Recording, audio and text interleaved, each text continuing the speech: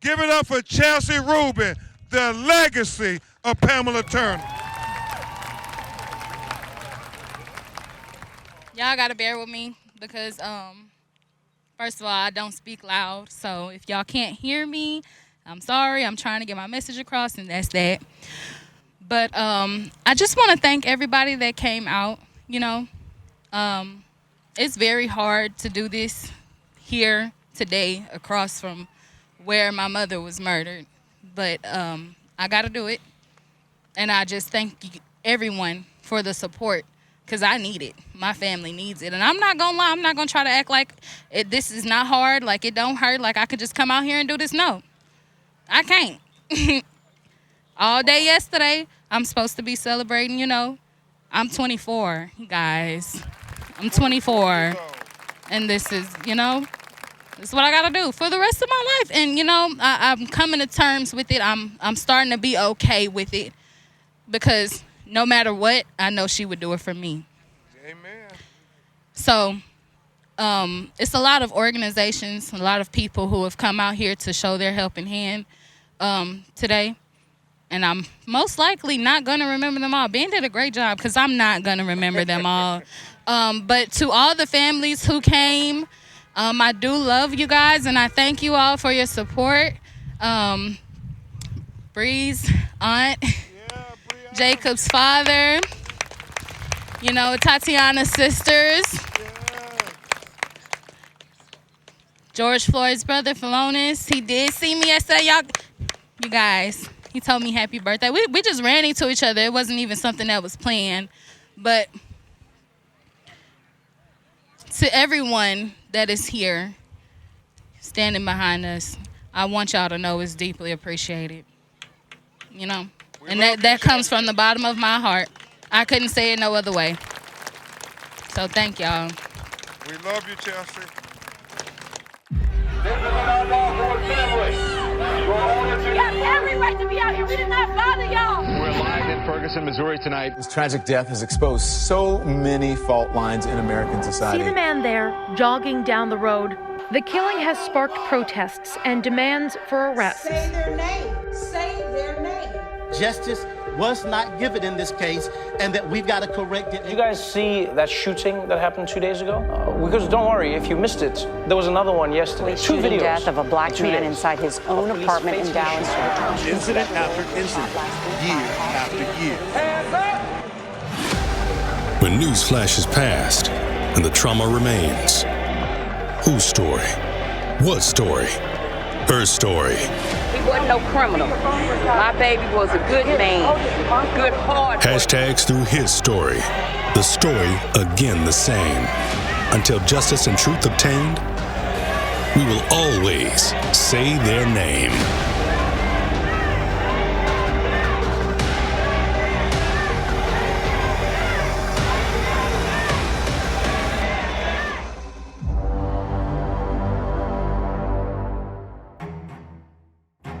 Hi, I'm Adele Coleman. Thank you for tuning into Say Their Name, brought to you by DCP Entertainment. This series takes a deeper look into the impact of the assault and killing of Black people by the police and in Stand Your Ground states. We share the stories from families who have been negatively impacted by the police. We did not talk to officers or to governing bodies, just the families and their support systems. We are not the court of law, nor do we try to be for legal purposes. We are not here to presume guilt or innocence for anyone because, quite frankly, we do not want to be sued. We simply want to give the families a voice while examining what happens when the hashtags stop and the news cycle unfortunately moves on to the next big story. All we want to do is give the families the opportunity to control their narrative and share ways that we can all help. Warning, some of the discussions may be particularly disturbing and even emotionally overwhelming at times. When one of those moments occur that may be particularly triggering, you will hear this chime. For more specific details on the timing of these moments, please visit our show notes. On this episode of Say Their Name, we focus on Pamela Turner. So welcome back to another episode of Say Their Name. I am joined with my co-host and co-executive producer, Chris Colbert. Hey, Chris. Hey, Adele. I hope you're feeling okay. Yeah, I'm a little stuffy. Sorry, guys, but, We got to keep on trucking. Yeah, we power through. I appreciate you. Yeah, no problem.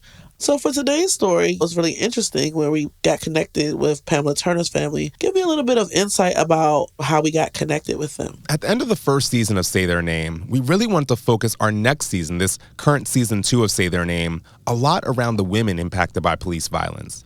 And to be able to do that, we wanted to reach out to some of our network of lawyers and advocates and even the families themselves who've been impacted by police violence to connect us with those other families that we might be able to unearth more of these conversations around the women.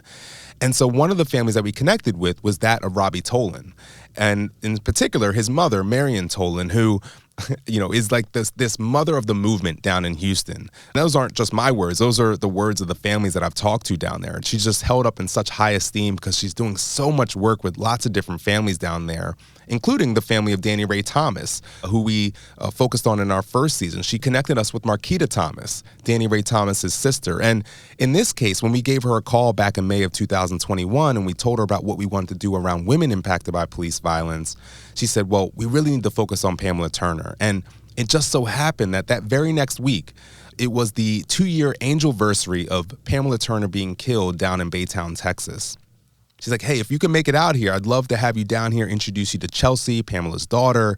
So myself and our producer, Ryan Woodhall, we hopped on a plane that next week, got down to Houston, and really appreciate, Marion inviting us out there. And it gave us an opportunity to talk with Chelsie, hear her speak, and see a lot of the people who are her support system down there, let Chelsie understand who we are and what we're about. So in going down there, it gave us a little bit better perspective on Baytown, Texas, where Pamela was killed. So Baytown is a town just outside of Houston, about 26 miles east of Houston. So a lot of these incidences that we've focused on in our first season were kind of more Houston proper, and actually Bel Air, Texas, so just outside the city limits. And this is showing some of those ripple effects that we're seeing even outside, again, 26 miles outside of Houston are some of the same problems. So it was good to be able to be down there on the ground for that rally to get a better understanding of what's going on. I definitely agree and appreciate them as well. And, this was a unique situation where now we're kind of coming and seeing them celebrate the life, which is what we honor within, Say Their Name series. And like you said, you went for the Angelversary rally and were able to connect with the families. And then I feel like it probably gave you a better understanding, too, of, who Pamela Turner was. But you had to go back. Tell me about that experience and what brought you back there. Yeah, and you're right. Going down to that rally really did help us get a better understanding of the family. And you heard a piece of that, at the top of this episode where, you can actually get a sense of Chelsie not really wanting to be in the limelight. So that helped us to better understand how to approach her and how to talk with her when we're doing these interviews for these episodes. And so, yeah, as you mentioned, we did go back down to Texas to actually do the interviews a few months later. And in this situation, unfortunately, Ryan couldn't join me. And so I was a little shorthanded, and I tapped into another network of ours, which is our family network.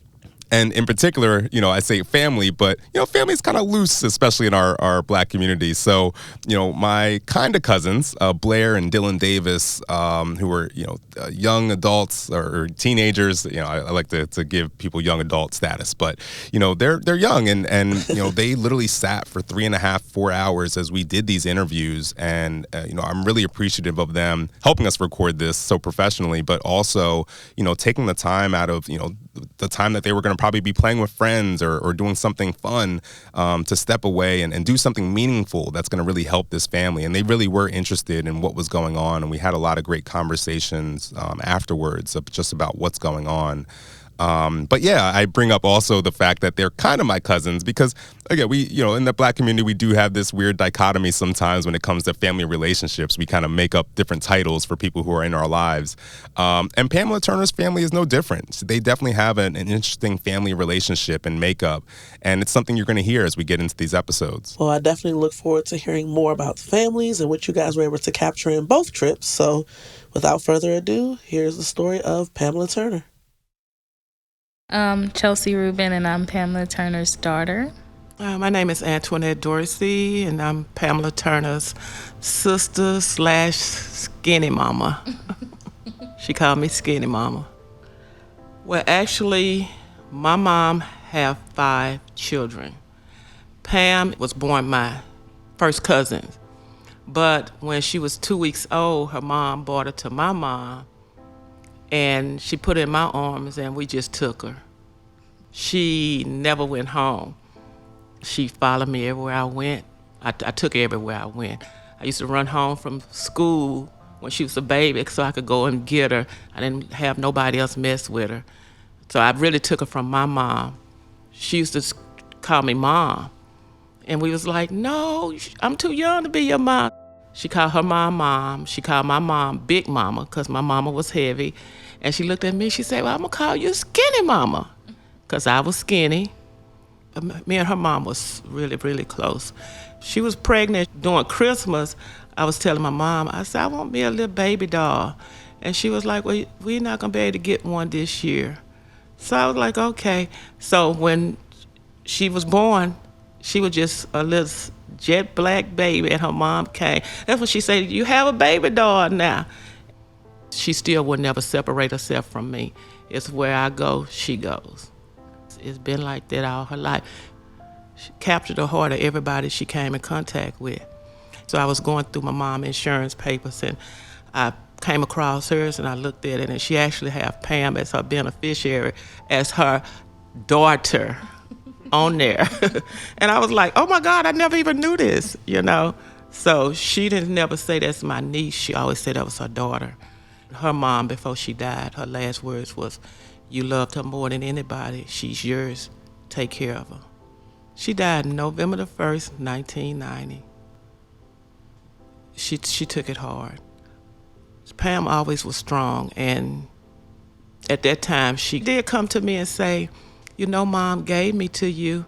You're my mama now. And she, even up in her 30s, 40s, she always would come and lay her head in my chest and give me a hug. You're my mom. I tell her, you can't tell people I'm your mom. I'm only 10 years older than you, and that's not gonna look right. I say, so I'm gonna be your big sister. So that's when we started saying we were sisters. We're from Fayette, Mississippi, a small town in Mississippi between Natchez and Vicksburg.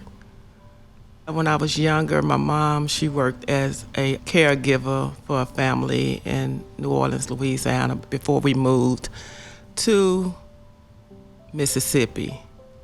And Pam mom actually did everything. She did everything. Whatever job it was, she done it. So I think that's what Pam picked up all her traits and trades from. Yeah, she know how to work on cars, and I don't even know how to light a grill. Girl, you don't know how to do that. She electronics. I mean, you name it, she done. I be like, girl, you ain't scared? She like, no. She went and got a car one day, Standard, never drove a Standard before, jumped in a Standard and drove it from Baytown to Houston.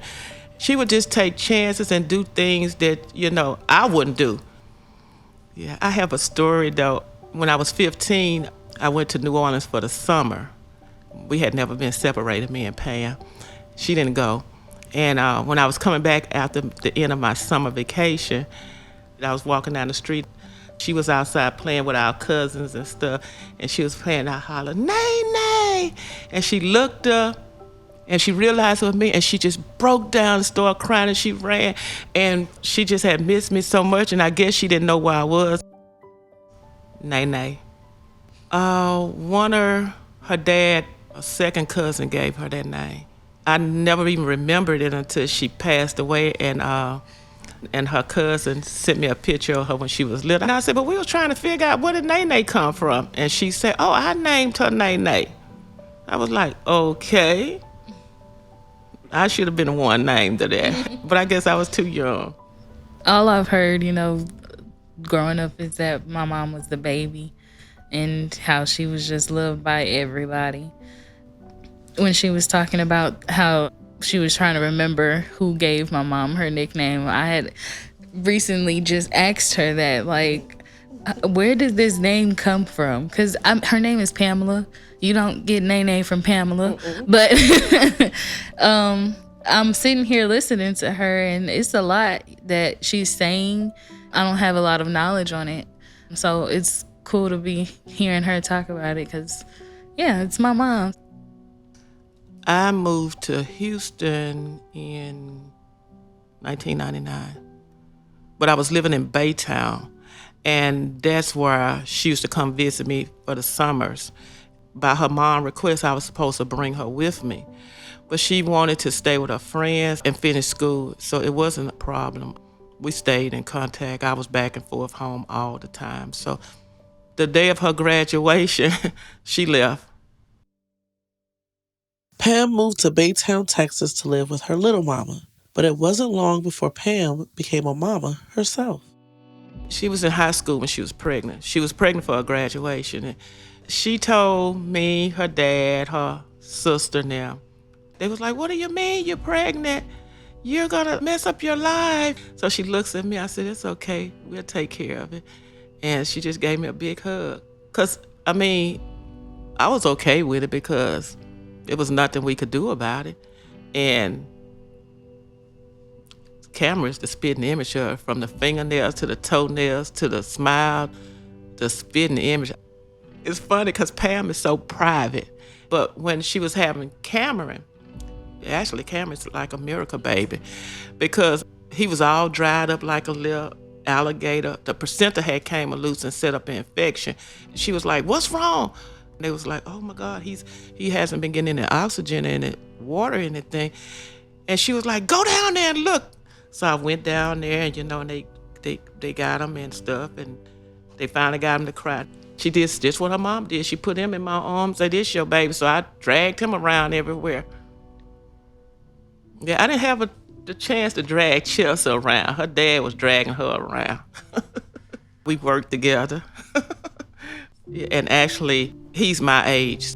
When he seen it, he was dating another girl on the job. He was like, who is that? And I said, you better stay away from her. Next thing I know, they was dating. Then she was like, well, I'm moving out. Then when Chelsie was born, she always wanted me in there with her.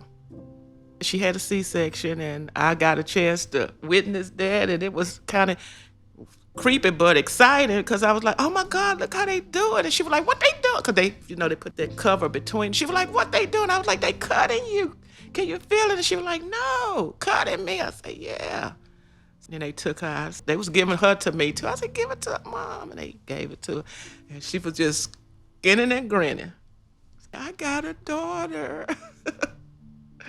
She was so happy to have a daughter. She is the perfect caregiver. She was the perfect nurturer, perfect everything. She was always there. I'm always bothering her. She's always working hard. While I was growing up, she worked at the hospital and she would work nights.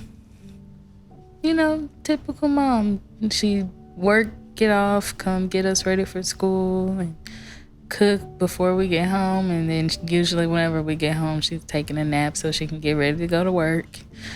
Very fun, playful. She would take us to just go do about everything. And she was very big on spending quality time with us.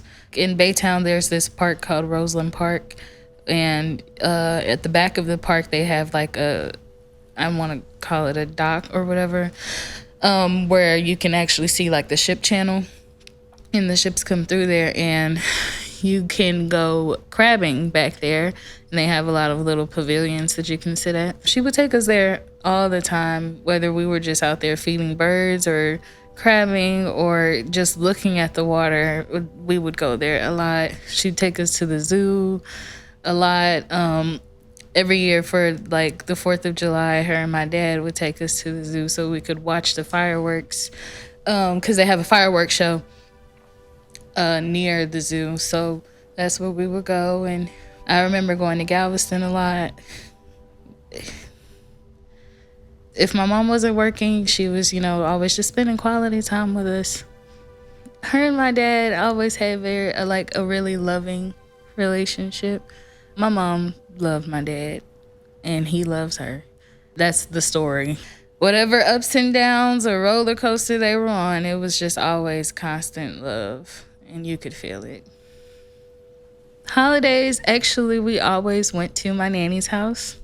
Whether it was Thanksgiving or Christmas or whatever, we always would end up there.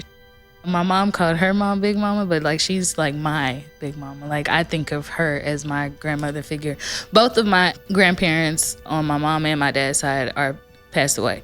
So this is who I know as that person. So that's where we would always be at. Even if like, you know, we were to go out of town back to Mississippi, that's where we would be. My mom's birthday, she wasn't too big on having attention on herself. So, you know, making sure that, you know, she got a gift, or I'd always get her a card for sure. She just would like to have family time. One year, I do remember we kind of had like a little small get together at the house. And that year, her birthday was actually on Easter, and she was all dressed up and looking pretty. Her birthday is April 8th, so yeah, it was her day for sure, but she was never attention-savvy person. I am in a lot of ways like my mom. I don't like to have a lot of attention, so I'm not like a big party person. I'm definitely down to go eat. So she would always take me out to eat. I don't know, I always just wanted a new phone for my birthday, so that's what I would get. Tell a story about that birthday she called me about. Yeah, a few years before my mom passed, Deshaun, I'm sorry, I'm gonna reference him as Deshaun because that's what we call him. That's his middle name. I don't think he likes being called Cameron, and he definitely doesn't like his last name. So, yeah, his last name is January. I'm gonna put that out there. So he always got teased about his name being the first month of the year, and yeah, he never really wanted to ever talk about his last name, but Deshaun is what we call him and always have. She wanted to make sure that he had a birthday. She left a message on my phone telling us that we need to go do something for him because, what'd she say exactly? She said he's crying and nobody did anything for his birthday. So go get him a cake and do something for his birthday. I say, that's your child. That ain't my child. I'm not doing nothing. He's grown. He's in his 20s. Yeah, he was like 24 at that time. But one thing about Pam, when your birthday comes, she gonna call you, and she gonna call the rest of the world and call and make sure today is Chelsea's birthday. Did you call Chelsie? Did you call Deshaun? Did you call Daddy? Did you call Trey? She gonna, for everybody's birthday, she wanna make sure that everybody knows so everybody can call. And then she'll call for her birthday. What is today? I say, I don't know. What is today? You don't know what today is? I say, no. It's my birthday. And I say, oh, happy birthday. And an hour later, she called back. Do you know what today is? Like, no, what's today? It's my birthday. She's so goofy. When I found out I was pregnant, I told my mom. And I told my mom not to tell my nanny. And so what she did was she didn't tell my nanny. She told my aunt, Tracy, that I was pregnant. But she was like, Chelsie told me not to tell Nettie, so I'm not gonna tell her, but I'm gonna tell you, and you can call her and tell her. And she did. So, yeah. She gonna tell the business. I don't care what it is. She gonna call, and she's gonna tell your business. And that's just her. And then one time for Chelsea's graduation, she got a car. I didn't even know she called and snitched on me. I gave Chelsie the car. I got a car to go to school. And I said, the only thing you have to do is get insurance on it. Pam called me and say, Chelsie, she wrecked the car and she dropped the insurance. She is a snitch.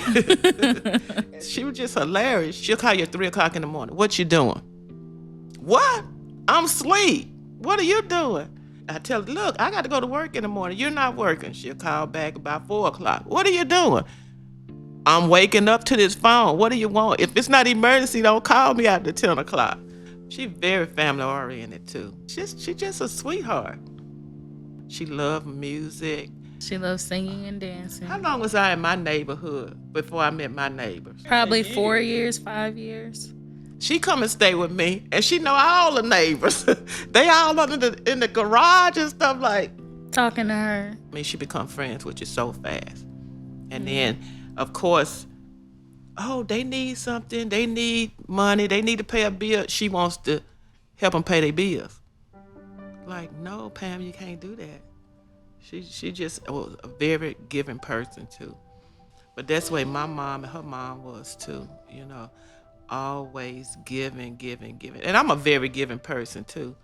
Our parents help people when they in distress or need something. She always wanted to help people. First, she wanted to be a seamstress. She could sew like crazy. Then she wanted to be a nurse. She never did become a nurse like she wanted to, but she did work in the medical setting where she was able to help people. She worked her way up to being a unit coordinator. I don't remember how exactly she started at that hospital, but she was at San Jacinto Methodist Hospital in Baytown. I know she worked for a few in the emergency room, and then she transferred out of the emergency room and became a unit coordinator. Pamela Turner cared about everyone she met, but none more than her family, which now included her grandchildren. When she found out that she was a grandma, everything just flipped upside down. She was so ready to just love my kids, and she did. London, my second, didn't get to meet her, but Serenity, that was her baby. She called everybody and told everybody everything. Every time I took Serenity to go see her, she would always have something for her. The last time I actually seen my mom and spent time with her, I picked her up and took her for a ride, and we were just riding all over Houston. And before we actually got on the road, she was like, "Hey, can you pull over at the dollar store? I need to go get some toiletries for the house." So she went and she got her stuff, and she comes outside, and she had bought like 4 things for Serenity, and it was like stuff that she couldn't even use at the time, like nail polish, and she bought her a baby doll and all this. She had just turned 2. She can't play with nail polish and stuff like that, so that's how she was. She always wanted to go and just shower my baby with as much as she could. She just wanted to be the best grandma that she could be.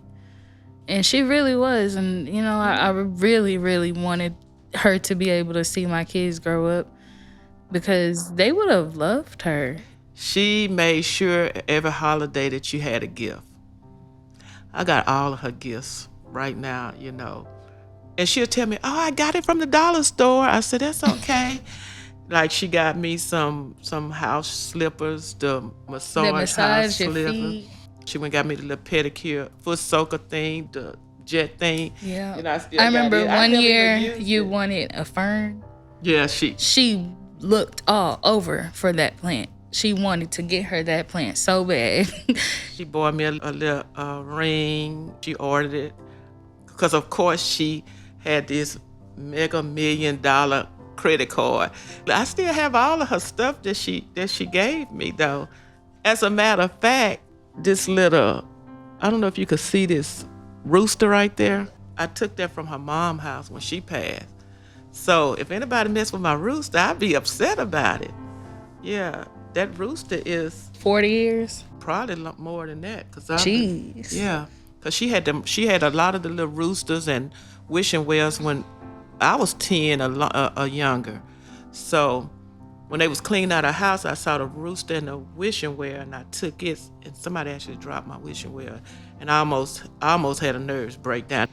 But this rooster, it goes everywhere I go, and that's her mom. So I said I was gonna save it for her grandkids and stuff, and I'm saving all my little items that my sister got for me for her kids when they grow up. They might be worth something, not maybe monetary, but you know, definitely the sentimental value of it. You know, from a pair of shoes to a purse, anything. You know, she'll give me a purse, and she'd be so happy when she give it. I was like, "Thank you." And she didn't buy for her sisters now, but she made sure I had a gift. Gotta get something for Skinny Mama. I just tell her, "I'm not skinny mama anymore." And she say, "You sure not? I'm skinnier than you."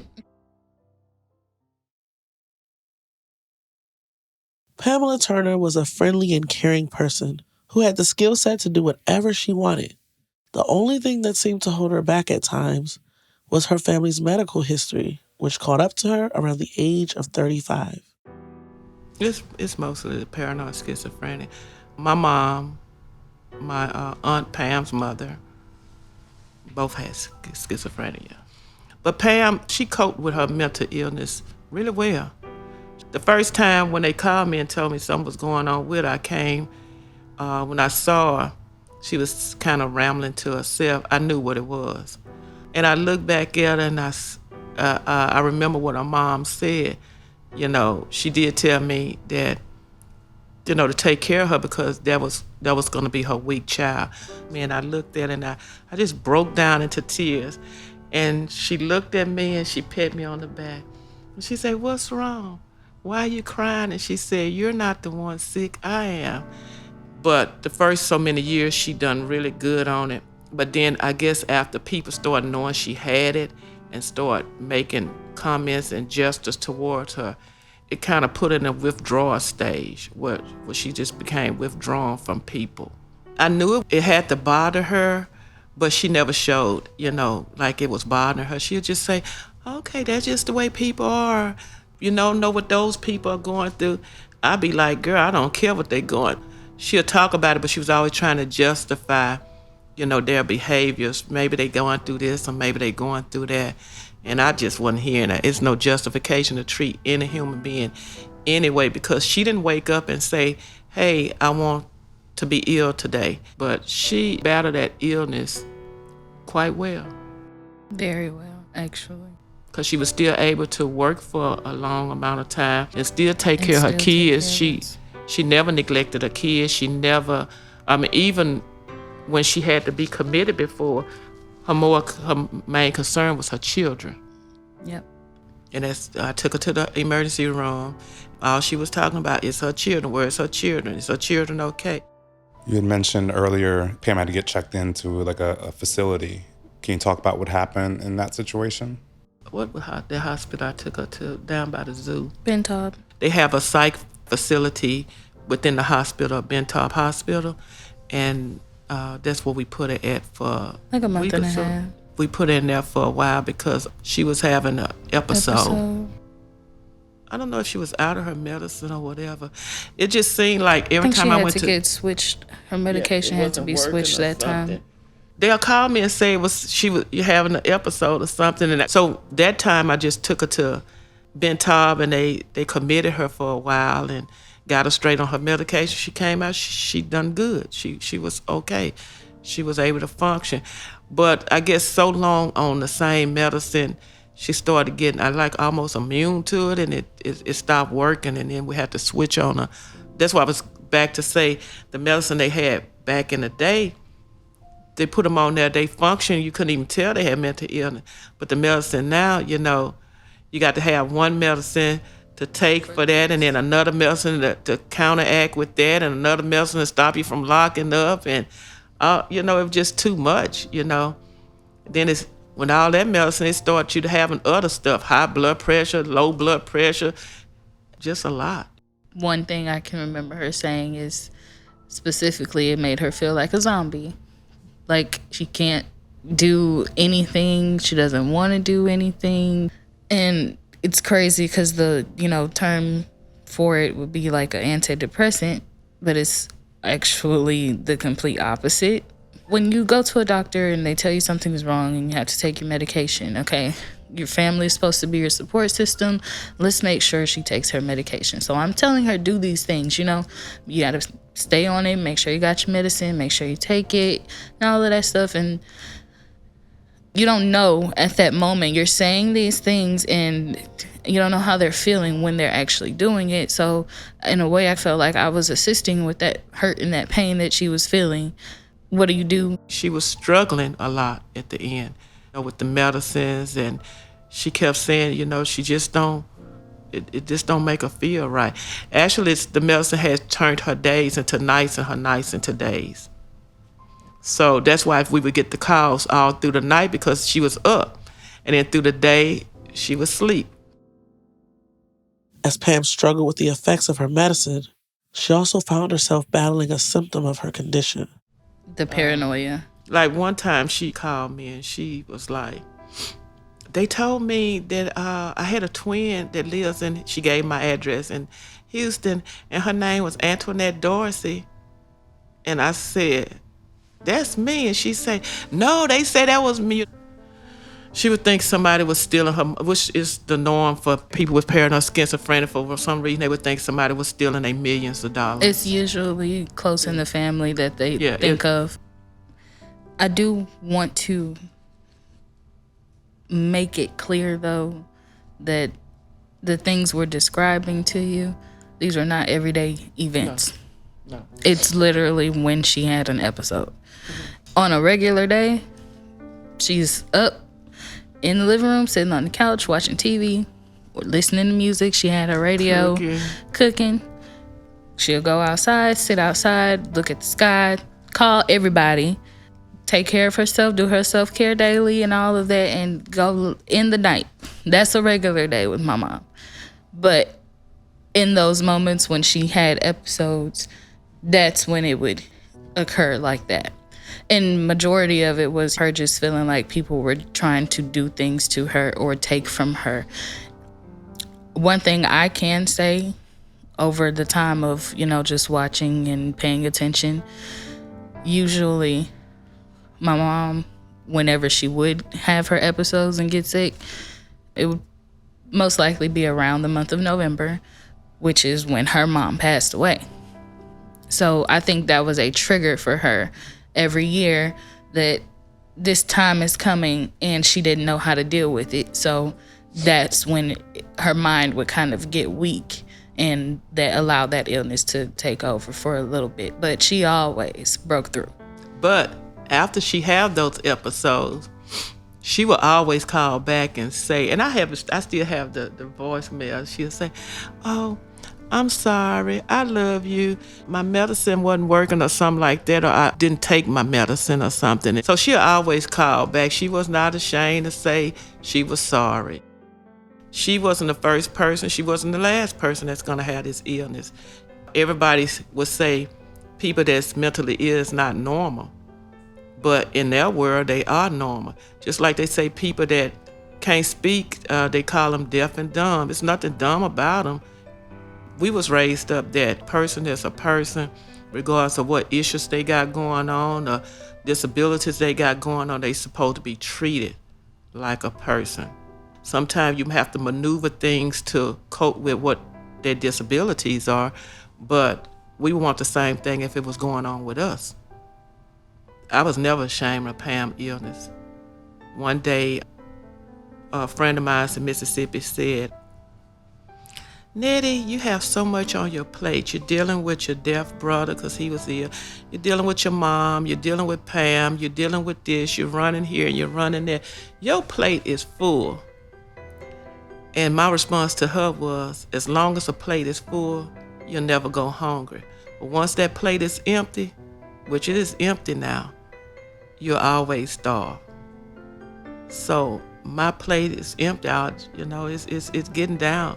I've lost Pam, I lost my brother, and all I have is just that extra side dish of my mom right now. And once she gone, my plate is empty.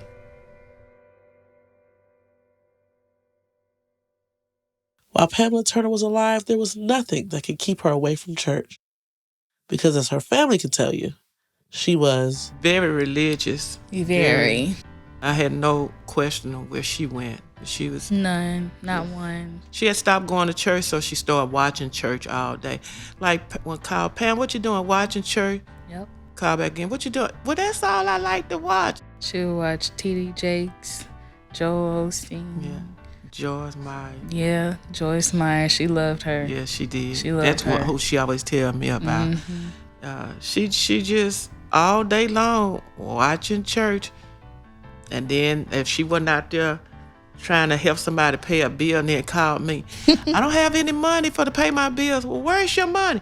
Well, them people need their bills paid too. I say, okay, well, let their family pay their bills. So we used to argue about that too. Mm-hmm. So I think a lot of people used her, and we couldn't stop it because she's gonna give it to them. Yeah. If she got to sneak and give it to them. Definitely sneak and give it. Because, it was one time she went just walking to the store to go get herself something. And she said she seen somebody in front of the store and he was homeless and he needed some money. So she gave this man $500. And I'm just like, woman, what are you doing? But she was like, well, I paid my rent, so that's what I had left over, and he needed it. I didn't need it. I bought me some cigarettes, and I gave him the rest. And he called me for cigarettes. If she could, she would get her whole check away. Somebody was in the neighborhood, say their cell phone was going to get cut off. And that's when she called me and say, well, their phone was going to get cut off. I said, okay, let it get cut off. She just was just giving. Growing up, she was like that. She just was a sweetheart. In December of 2018, Pamela Turner moved into the Brickstone Apartments in Baytown, Texas. She was only there for 5 months, 6 months. And the strange part about it, had a different name, but those was the apartments that she moved in when she moved her graduation day. Those was the apartments I was living in. So those was her first apartments she ever lived in when she came out here. And they was her last apartments that she lived in. I know when I went to the rally, I ran into a woman who lives in those apartments, and she was talking about how bad the management is there. They didn't like her. And they told her they didn't like her. They told her they didn't want her on their property. All because she had a mental illness. They tried to make up things to evict her. My mom was always paid her bills because she knows she needs somewhere to stay, like everybody else. Okay, so they can't get her put out for the whole rent thing. So they tried to have her evicted for being loud or making noises. That's what they said. It was noise. What about the one time when they say she didn't pay her rent, but we found the money order? So they tried to lie and say she didn't pay her rent and made my mom go to where she got her money order from. And she had to actually prove that she paid her rent because they tried to lie about it and take her money and put her out. I have a voicemail where my mom left on my phone where she had literally just left out of the office from talking to them about her rent being paid, and they're saying that she didn't. She was telling me that Alexis, she was the manager at the apartments at the time, she said not to take the rent, and she's not going to take your rent because she doesn't want you to stay here anymore. And then she would call me and say, this lady in here, Alexis, that's the manager, is bothering me about coffee. And I said, what about coffee? She said, well, they have a coffee pot in here where when you come in, people could come in and get coffee. But she said, I see people getting coffee, and then when I get the coffee, she tell me the coffee is not for the public. And I say, just stay out of there and just leave her coffee. She said, well, why do I have to not be able to get coffee and everybody else can? Mm-hmm. And it's for the residents. And I argued with her about it. I actually yelled at her about it. But then I thought about it. Okay, if everybody else getting coffee, then, what's the problem with you getting a cup of coffee? And then she said one time that the lady said that she was yelling at her because she didn't want to take her rent. But Pam is like me. When I trying to get my point across, my voice elevates. And people always used to tell me on my job, calm down, stop yelling. I'm not yelling, I'm trying to explain it. And I'm trying to do it in a voice that you can hear, so I won't have to keep going over and over. Our voice elevate. And they take it as being aggressive or yelling or being loud. She was telling me that. So I try to tell her, I try to stay away from her. But the thing is, even with her, her voice naturally elevating, once I explain to you that this is something that I do, please don't take offense to it. Okay, you should know that now. I naturally say the B word while I'm talking. That's just me. Please don't take offense to it. You can tell me not to call you that, cool. But if it slips sometimes, all right. So she explained that to them, that she was not being aggressive. It's just how she talks. And those were her words. And they still, tried to use that against her. And it was never that she was trying to start an issue with them. I really do feel as though they picked on her. They did. Because when she would tell me stuff, and I would kind of yell at her a little, not being angry with her, but being angry with the situation that people was treating her, and there's nothing I could do about it. That was the reason I would get angry, because she doesn't just go out and bother people. On some of the interviews, you'll see that the neighbors and them will say she'll walk around and maybe talk to herself, walk her dog. She never bothered anybody. And I think she had the right to live what she wanted to, as long as she wasn't causing scenes or going around vandalizing, beating up on people. But of course, she said, I'm supposed to take up for myself. And yes, you do. Just because you got an illness doesn't mean that you're supposed to be walked over. Mm-hmm. And I wouldn't have her to just sit there and take abuse from nobody. The man who would eventually kill Pamela Turner, Baytown police officer Juan Delacruz, also worked as a security guard for the Brickstone apartments. Yeah, he lived there. He lived in the same apartment complex as her. You may have heard the situation where he knocked on her door in regular casual clothing, and basically the office manager, Alexis, sent him over there to go talk to her. And he threatened to have her put out. She told me that he had his hand on his gun and he was talking to her in a very threatening manner, and that he was acting like he was going to shoot her. So, and when she said it, I came to this man's defense, thinking my mom is just being paranoid. And what a slap in the face to find out that that's the guy who really killed my mom. At the time when she said it, I'm thinking, it's the police. It's not gonna do anything to you, I've heard of it, but before this happened to my mom, nowhere near as educated as I should have been on police brutality. I had faith at that time that this man is an officer of peace and he's just there to do his job, Mom. Relax. Nothing's going to happen to you. You're overreacting, basically. And she wasn't.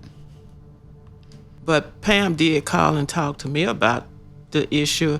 And like Chelsie say, we had a big argument about it. And that's basically the last time I talked to Pam was through an argument. My exact words to her was, either you're going to move with me or you're going to go to a group home.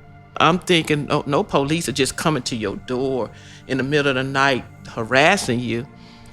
She was like, well, every time this lady, Alexis, call him, she don't like me and she always sending him over here.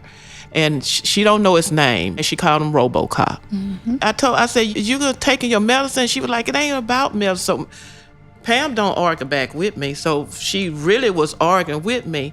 I thought about it. She wouldn't have never been that argumentative about anything if she didn't believe so strongly about it. Yeah, it seemed very personal. Yeah. I really didn't think they was having like run-ins and stuff,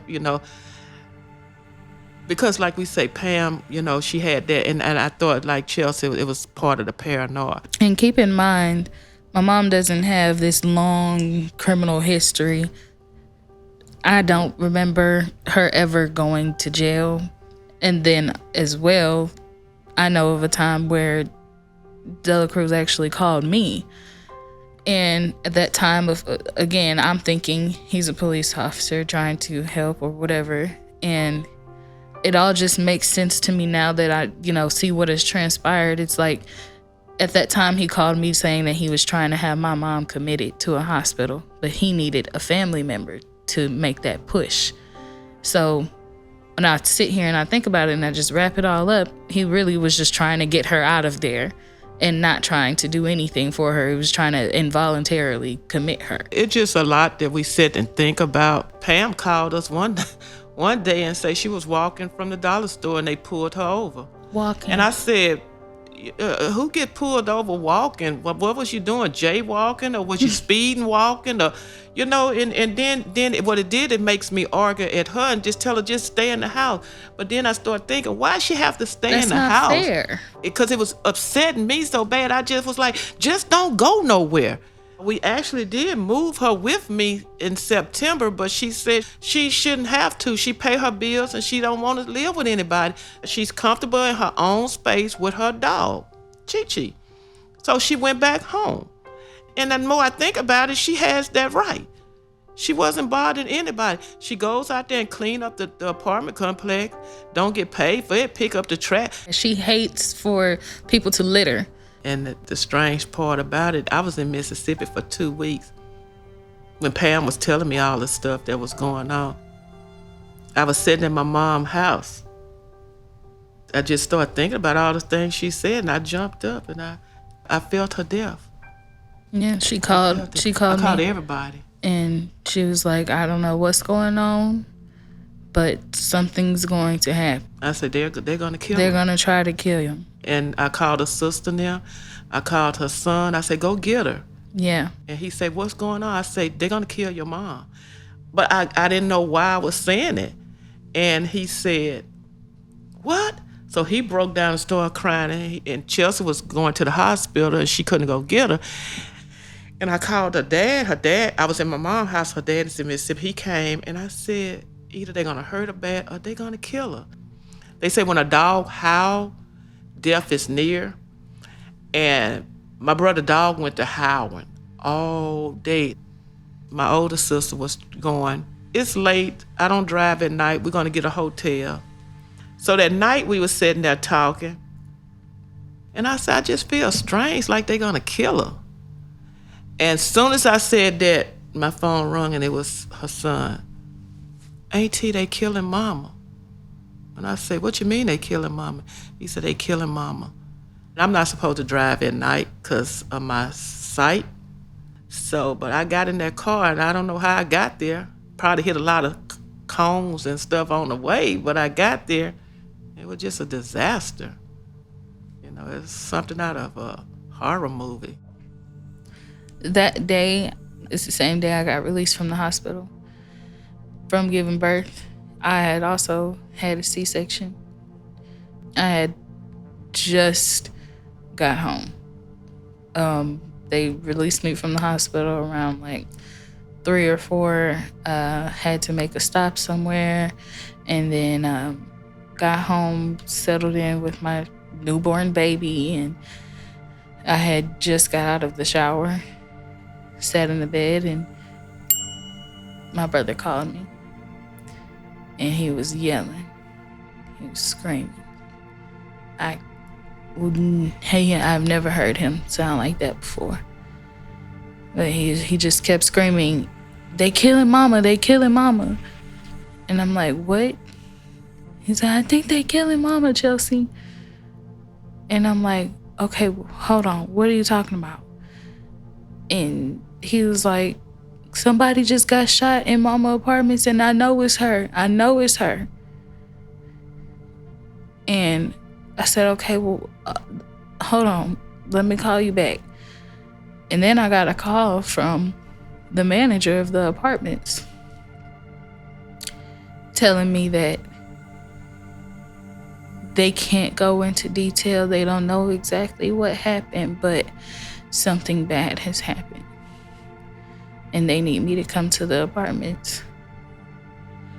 And my mind just went blank. I didn't know what to do, but I had someone watch my kids and got in the car and left and went to Baytown. It was about a 20-minute drive from where I was, and I got there and I called my nanny on my way there. And at the time, my brother, he was about 45 minutes away from Baytown, so we got him away there. And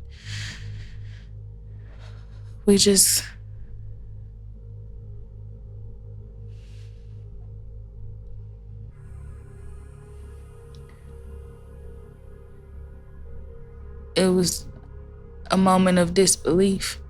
I didn't want to believe it.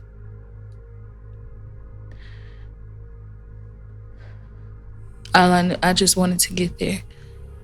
I just wanted to see was it really my mom? When I got there and told them I was her daughter, they let me in the gate, but they never let me go back there to where she was. And they had us all sitting in the front of the apartments. And it was so many lights, so many cop cars. And they were literally huddled in a circle talking.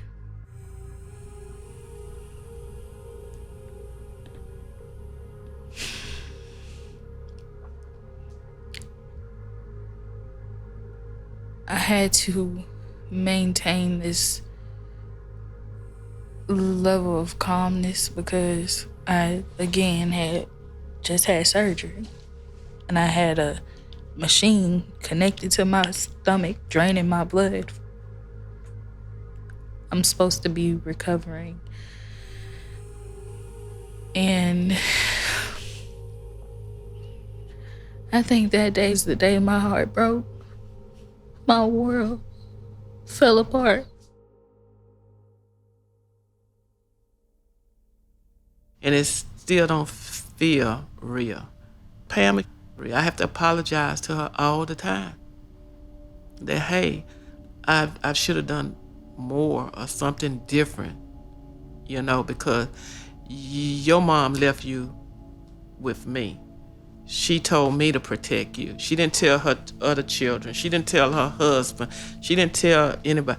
She told me, and I feel like I failed her.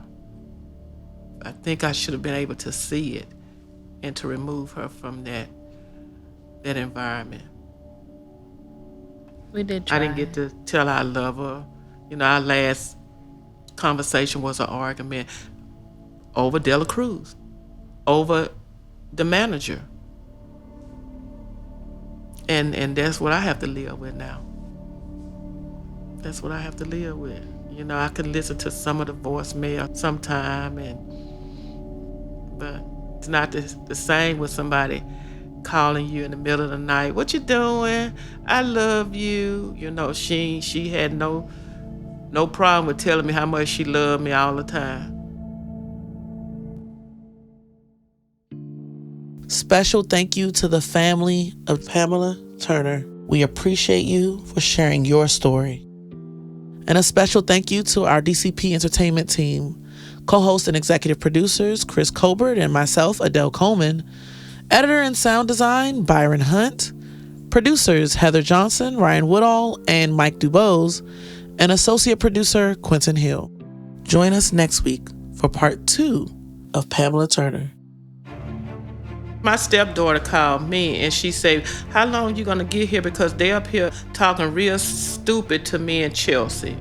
Holding their hand on their gun, talking smart to my brother, telling them that he better back up because they'll da-da-da-da-da. When I got there, every time I made a move, it was one of the police say, watch her, watch her. I'm just pacing back and forth and stuff. And then one of them actually came and stood in front of me with his hand on his gun. And I just kind of asked him, I said, well, how many bullets you have? You know, because you're not intimidating me. I'm one that you're not going to intimidate. And I basically just told him, I'm not Pam. I'm not Pam. So you're not scaring me.